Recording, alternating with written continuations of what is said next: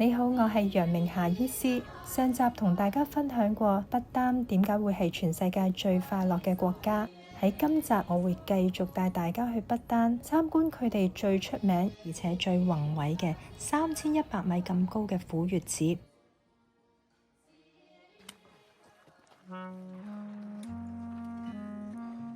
好，而家咧行到虎穴寺嘅一半路啦，你可以見到咧個山好靚，個山巒都好靚，晴空萬里啊！行到3100米嘅地方啦，繼續行，努力咁樣行。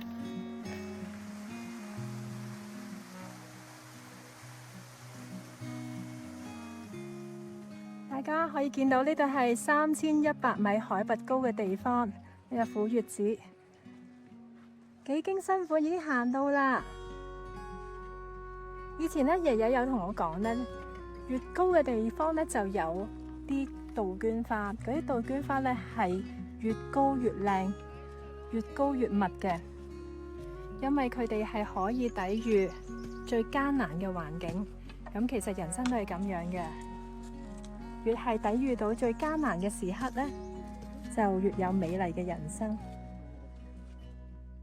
終於嚟到海拔3000幾米嘅虎穴寺啦，行得好辛苦。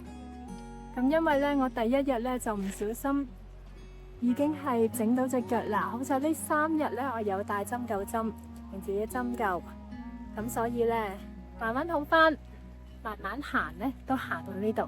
所以咧，人生就係咁樣啦，有志者事竟成。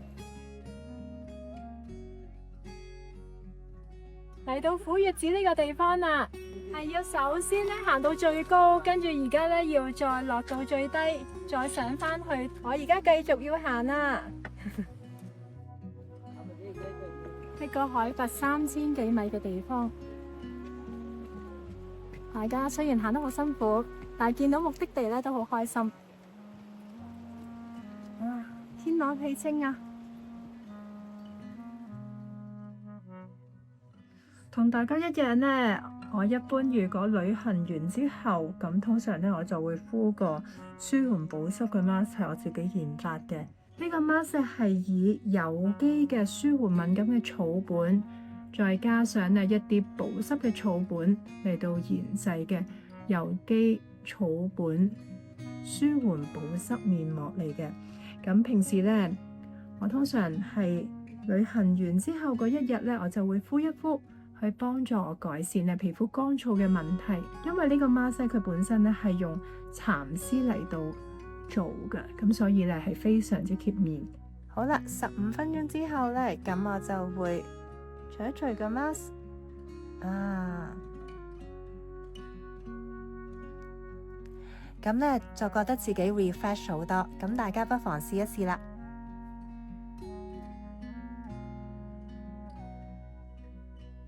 一眨眼咧就嚟到最後一日嘅不丹啦。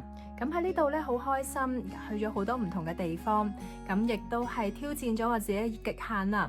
咁一下子咧就行上去海拔3100幾米嘅地方。咁其實行上去咧都已經辛苦啦，行落去仲辛苦啊！呢啲真係叫做上山容易落山難啦。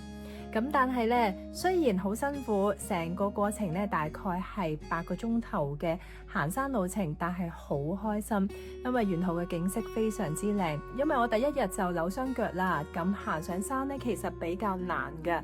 咁我仲要帶埋個6歲嘅仔仔，咁但係當地嘅導遊咧阿桑林非常之好，咁佢全程咧幫我照顧佢之餘咧，有時有啲難行嘅路咧，佢孭佢上去，有1/6段路啦，咁都係佢幫我即係照顧我小朋友孭佢上去嘅，咁好多謝佢。咁今日咧係最尾一日啦，咁我而家沖緊個預防感冒茶，因為咧聽講咧呢段時間咧飛機上面都好多流感嘅情況啦，咁先飲一啖咧嚟到預防感冒。咁祝大家咧有健康、平安、幸福、快樂嘅每一天。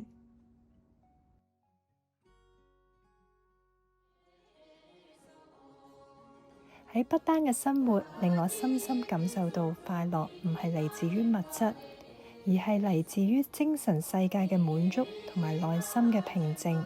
喺呢度衷心祝大家身心愉快，揾到自己內心嘅平靜。